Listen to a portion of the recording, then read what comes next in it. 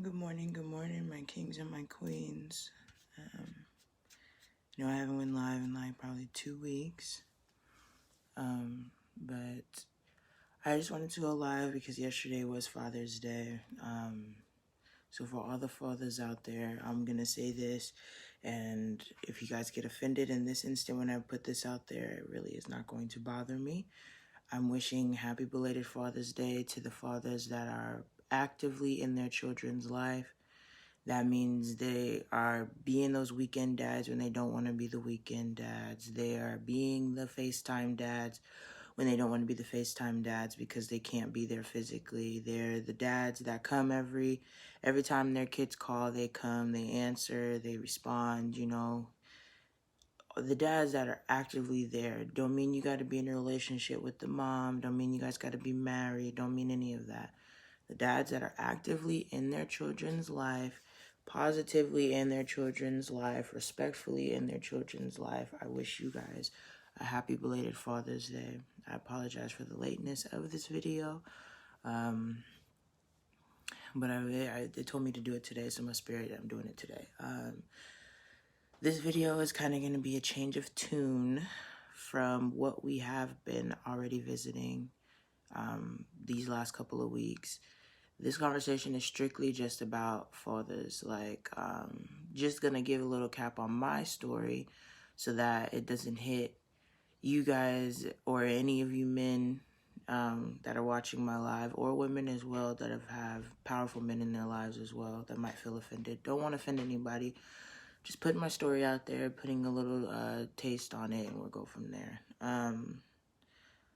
So for me, this Father's Day was an interesting Father's Day. And I do have to reach out to my biological dad. I did not do that yesterday, but as you heard my intro, that is partially as to why. It's no offense to him, but it's just, honestly, some things in life just are what they are. I am 26 years old. I have a 3 going on 4-year-old daughter. Technically, she's 3 going on 45 if you ask me, but that's a later conversation. But I have a 3-year-old going on 4, and both of us are and have been raised without a father in our life. So for women that have been raised with single mother household, for men that have been raised with single parent household, single mother households, I understand your struggle. I understand that portion of it. And now as a parent myself, I understand the struggle my mom faced as a single mom, raising 2 daughters, So yeah, this year has been an interesting one. My story, here it goes. So growing up, I did not know my biological father. Me and him, we hardly ever had a conversation. When we did talk, it was when I became we'll say 12, 13-ish, in between there, and started off as a simple phone call. I was told the last time I physically saw him, I was 2 years old. So yeah, as an adult, been fatherless for a while, right? So last year, my mother decided to send out messages to my father as well as my sister's father. And what the ramifications of that message was, that's her. I'm not going to say that, recap it, but just basically the gist of it was she was reaching out to allow our fathers to get the opportunity to be in our lives for the ample amount of time. I know there's some children out there, kids, now adults out there whose parents growing up belittled or talked down upon the absent parent, whichever sex it shall have been, mother or father. They've experienced their parents talking drastically down on the other half that is absent. And when it came to my mom, she never did that. So I'm thankful that she never did that. She never put a bitter taste in my mouth about a man that wasn't there. She always just spoke highly of him and just kept referring to the relationship that they had, and just those tidbits, the ones that she felt that I really needed to know to not tarnish the image of him, is what she did. So as her being my mother, I respect that 110%. And me being a mother now, that's exactly what I practice with my daughter. Yes, I might still have some kind of ill feeling towards my baby's dad, but when it comes to her asking those questions, it's never a negative thing that comes out my mouth about him towards her, just for the simple fact that's not my job to tarnish that image. If he's going to tarnish it, it's going to be upon his own actions, not off my assistance.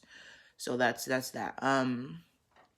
So back to the last year, end of last year, my biological father, reached out to me. At that time, I just turned a little bit, just turned 26, whatever, what have you, prepping for Christmas, everything of that nature. So yeah, he reached out, and I can tell you now, with him not being in my life all these years and only playing phone tag for probably 2 years out of my teens, to hear from him, it was a shocker. Was not ready for it, did not see it happening. When my mom told me she reached out, never even thought that he would even respond, better yet, hit me up or come look for me. So that happened. And then it was like in the same breath, my godfather that I did not know growing up at all, he found my mom and myself on Facebook, been searching for me for as long as he said he could remember, has old pictures of me, recaps memories and stuff from when I was little as to why he looked so hard to find me, right? So those are two stories I'm telling you that came at the same time, right? Only God knows as to why they hit me the way they hit me at those times, but I ask no questions. I just allow it to flow, you know? So these 2 men in my life, one my biological father, one that my mother bestowed upon me with God's help in this, of course, you know? So two different stories also being reiterated to me upon these conversations. So I have my father reaching out to acknowledge basically that he was absent and wanting to build forward. That was the gist of it. He was absent, apologized for that, and he wants to move forward. So that was that. My godfather, whole different song, honestly, messaged me and just was like, you don't know who I am physically, but I know who you are. And I've been looking for you for as long as I could remember looking for you. And I never stopped looking for you. And by God's good grace, I found you. You know, I found your mom first, and then she showed me your page. And I couldn't in the wildest dreams have thought that I would be able to see or have a conversation with my goddaughter. So that was that encounter. When I talked to my godfather, it was like, I don't know. We in a sense is like peanut butter and jelly. You feel me? Like one can't be without the other. And if you ask me now, with me having a relationship with him now, me building a relationship with him now, like that's crazy to have thought that I could have had this man in my life all these years, and to now meet and he's not dropping the ball on anything like that. That showed me that he missed me. You know, that showed me that he wanted to be there. So I'm thankful for that, because at the same time, like I said, I grew up without having a stable father figure in my life. So to have known that there was one out there looking for me, to know that there was one that was out there looking for me, and then he found me, and then that's the energy that I'm touched with. That touched me, and I tell him all the time, I don't really know how to respond to that because I've never had that. So I'm very appreciative of that. That's why I feel it's important that ladies and men, if you never had a father figure in your life and then you have one that wants to be present, don't block it. God makes no mistake on his timing and the people he chooses to show you with. And sorry guys to get a little emotional because it is a touchy subject. And now he knows my daughter. My daughter has talked to him before. He made it very potent to at least FaceTime one time, you know. So we FaceTime once. I'm still learning how to build that relationship because I don't know how to do that, especially because I'm not as trusting as I would have been if I would have met him when I was younger. Now I'm a grown woman that has been through a lot of tests and trials in her life and have had a lot of sheeps and, wolves in sheep's clothing approach me. So it gets to a point where you're just like, how long? How long will this last? And it's like, I'm not going to say I don't ever ask myself that question, but it feels good to not have to ask it as many times as I normally would ask it. And I want to say this too. I'm not I'm not downing my father on the spot that he played in my life, but I just realize now that some things that are unspoken have to be spoken for you to move forward and for you to heal and for you to be able to improve in those spots that you have genuine flaws in. So I'm acknowledging out loud that I do not know how to develop a healthy relationship with a father figure. And as well as I do not know how to patch up the relationship between my birth father and myself as a woman now, because as a child, all I desired was his attention. But now as a woman, I'm not running from it, but I'm not as needing of it now, for the simple fact that growing up, I had to be that tough skin for myself. Like, I had to go through a lot of tests and trials to figure out what I wanted and didn't want in a man.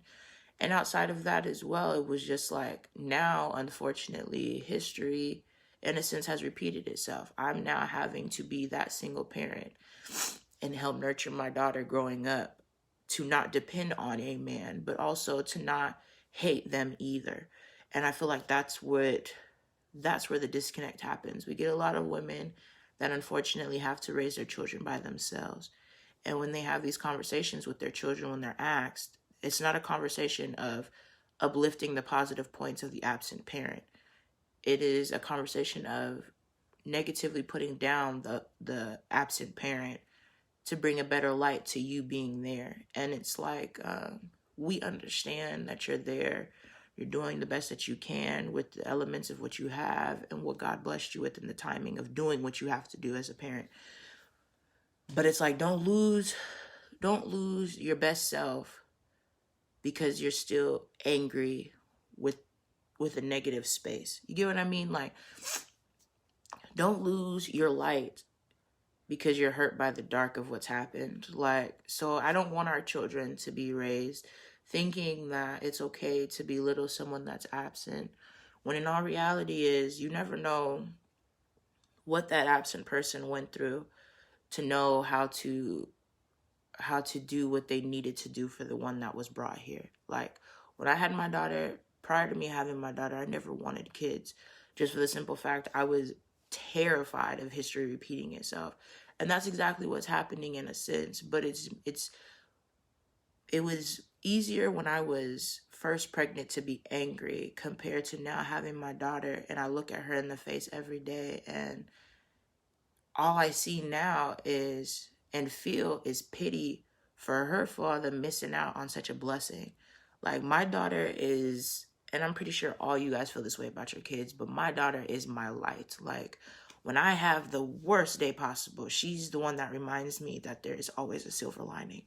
So without her, I don't know what I would do now that I've had her. So I feel pity and sympathy for my baby's father, because he'll never know the blessing that we created. He won't know that. And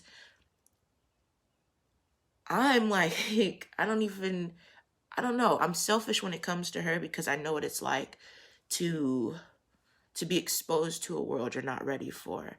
And I know what it's like to have to face certain things alone when your protector should be there to do that. So for the ladies that don't have a dad and you're still trying to figure out life, you're angry, you're mad, I understand. You're not in it alone. Nobody is going to judge you for having that. But you have to pick a time. Again, sorry guys, teary, it's an emotional situation, but you have to pick a time to when you choose to not be angry anymore, but to be accepting of the things that you can't change, to understand it's not you, and you can't carry that hurt onto the next.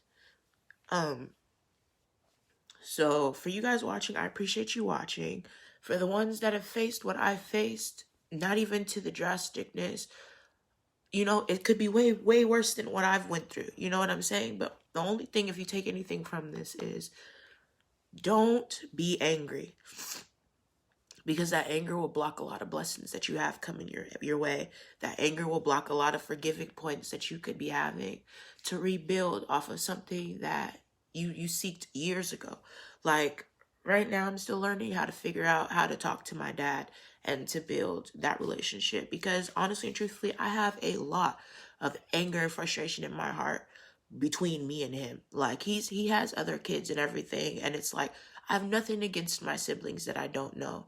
But I can say right now that the woman that I am in the space that he met me in, I'm not ready to build a relationship with children that he was able to raise in his household, because the little girl in me is still selfish and wanting her dad to herself. So right now I'm trying to knock out that obstacle to be able to successfully build with this man. But I don't want to forget where I've come from with the hurt that I felt with him, because I don't want to fall victim to the same scenario.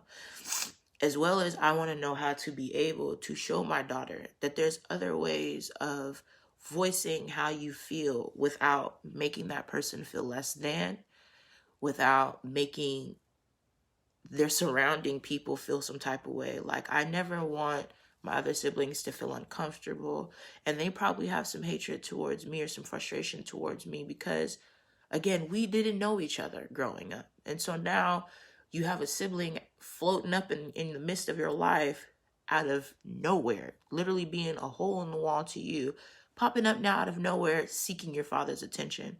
Being the opposite kid of that, I know that that's not fair. It doesn't feel good, but it's just like, unfortunately now me and my siblings will have a rival that we can't even explain for the seeking the attention from a man that none of us have the answer for as to why the absence was there but him.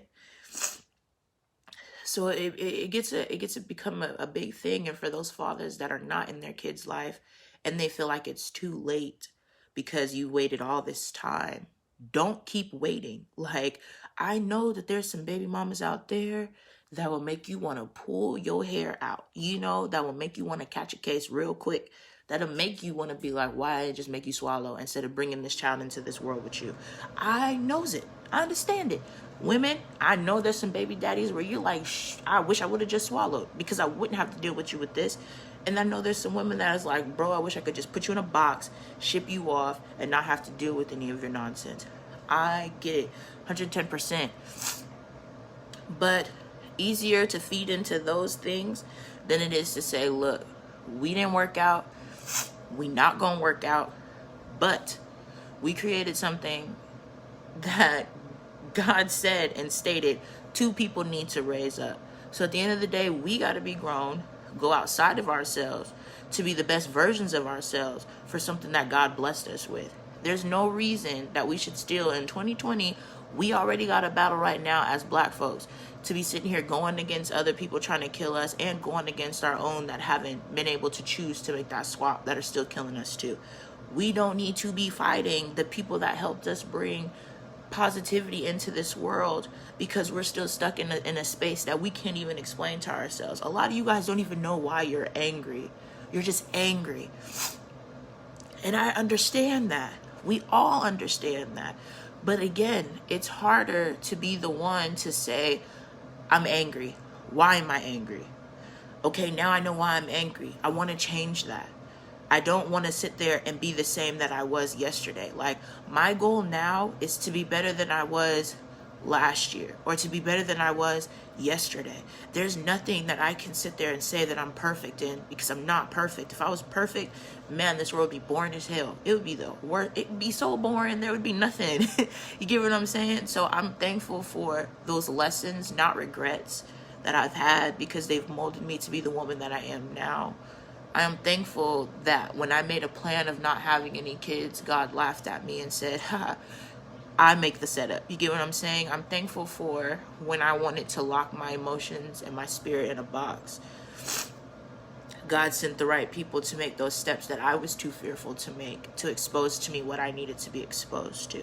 So it's just like, I'm learning that every day. Exactly, Quay. Like, we're all learning these things every day, but it's like, we have to help our brothers and sisters that don't see it to see it, because there's a lot of us that, and I know a lot of you guys that are watching can look at your group of friends and being like, yo, that's this, that, and so. But with you knowing and being able to acknowledge that's this, that, and so-and-so's problem, help them out. Because a lot of, like, there's a small group of people that I associate myself with, and then there's a smaller set that I actually talk to every day. And a good amount of the people that I talk to almost every single day or chime in with every other day, they have their fathers in their lives.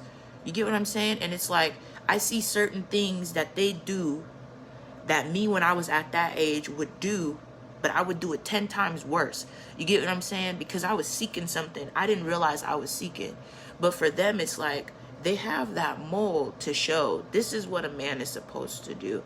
This is what a man is not supposed to do. For boys or men, you know, that have no mother figure in their life, they're doing the same thing. So it's like, with all the hurt and shit that we feel, what they say, hurt people, that's the realest damn quote anybody has ever said to me, because it was like, it took a lot of life experiences to understand that that is fucking facts. And it's not on purpose. When you're so hurt, you have on a tunnel vision. You see that hurt, you're hurt, you feel that hurt. You're doing everything you can to numb it, or you're doing everything you can to avoid it. And it's like, unfortunately, you don't know how to build love. And if you say you love someone, you don't even know if you genuinely love them, because unfortunately that love might not have been bestowed upon you. Certain things have not been bestowed upon a lot of us, but we have to make the choosing to, if they're not going to give it to us, we got to go reel it in and go get it. And we got to find out how to do that without making more hurt people. So, I mean, I know it sounded a little scattered when I said everything, you guys, but it's like, I did the best that I could to produce off my spirit what it was that I was feeling, what was a little bit of my struggle from yesterday. So that's why I was quiet.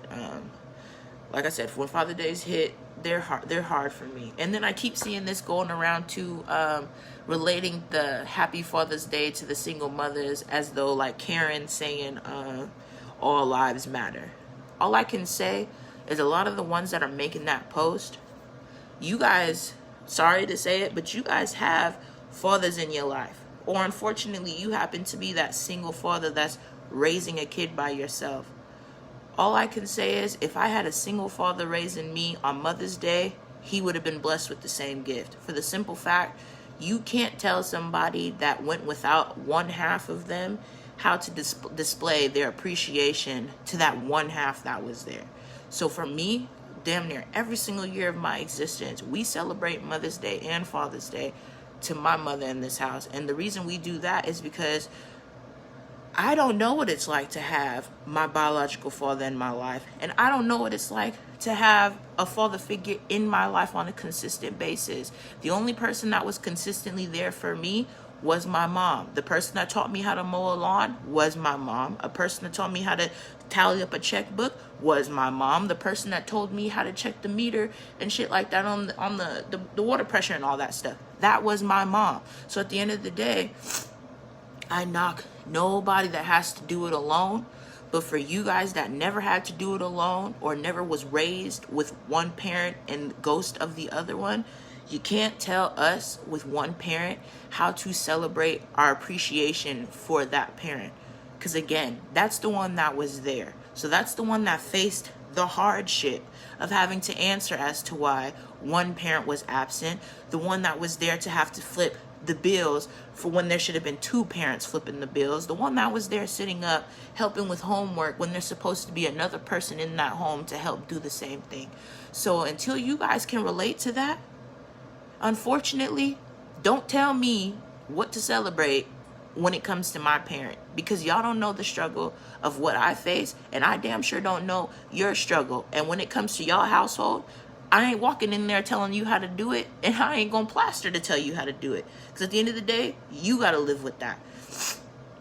So respect my choosings. You get what I'm saying? Like, just respect it. And I feel like with the way the world is going on right now, that is the problem. Communication and respect. Just wanted to highlight those little things. But hello, Pastor Winston. Hi, how you doing? And everybody that watched, I appreciate you guys for watching. Again, I'll be more organized on the next one. My spirit asked me to address this, so I did. I had to. I delivered it the best way I knew how.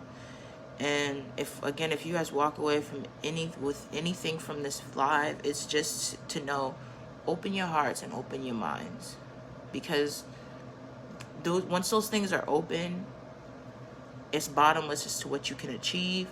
It's bottomless to the happy and the peace that you can feel. And it's bottomless on the questions that you have to ask yourself, because your mind is so open to receive that nourishment of knowledge that there's no limits on what it is that you can do, possess, obtain, anything. So kings keep shining, queens keep shining. I appreciate you guys so much for sitting here through with me while I got teary-eyed and everything, and just listening to me for the little bit that you guys did listen to. Again, have a blessed week. Stay golden and keep that melanin popping. You feel me?